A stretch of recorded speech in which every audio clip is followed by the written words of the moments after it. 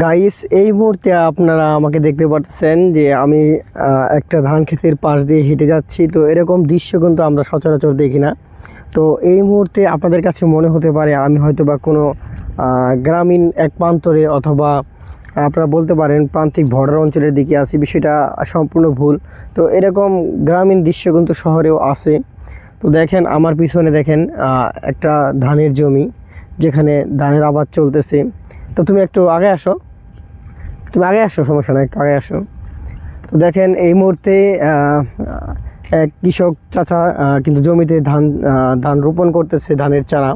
এটাকে ধানের চারা বলে আমাদের গ্রামের ভাষায়। তো কাকা, এটা কি ধান?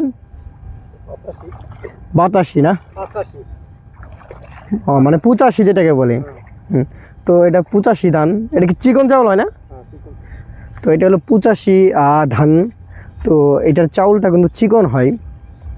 বর্তমানে আমাদের দেশে বেশিরভাগ মানুষে কিন্তু চিকন ধানই করে, কারণ এখন সভ্যতার উন্নতির সাথে সাথে, যুগের পরিবর্তনের সাথে সাথে এখন যে মোটা ধানের আবাদটা একটু কমে গেছে।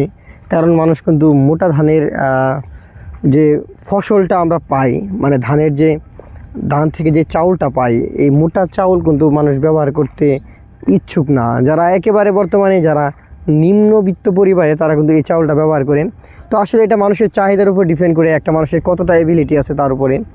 তো যেহেতু এখন সভ্যতার সাথে তাল মিলিয়ে মানুষ এখন উন্নতির দিকে যাচ্ছে, সেই ক্ষেত্রে এখন মানুষ বিশেষ করে হাইব্রিড চিকন ধানগুলো যেগুলো আছে এগুলাই চাষ করে।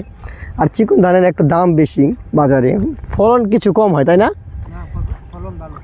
ফলন ভালো হয়। এই 85 ধানের ফলন ভালো। 15 কাঠায় 15 মন। একটু কম হলো না তাহলে?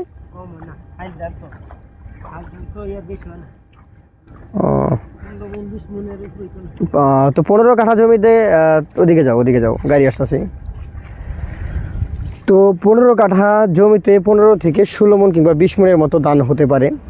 বিশেষ করে যেটা 85 ধান যেটাকে বলে, তো বিশেষ করে হাইব্রিড, বিশেষ করে যেগুলা মোটা ধান আছে সেগুলা কিন্তু একটু বেশি হয়, 2 মন করে আসে। তো এটা ডিপেন্ড করে ধান কি প্রজাতির। যাই হোক, এরকম গ্রামীণ ব্লগ আপনাদের মাঝে আমি সবসময় দেওয়ার চেষ্টা করব। সবাই একটু পাশে থাকেন। আল্লাহ হাফেজ।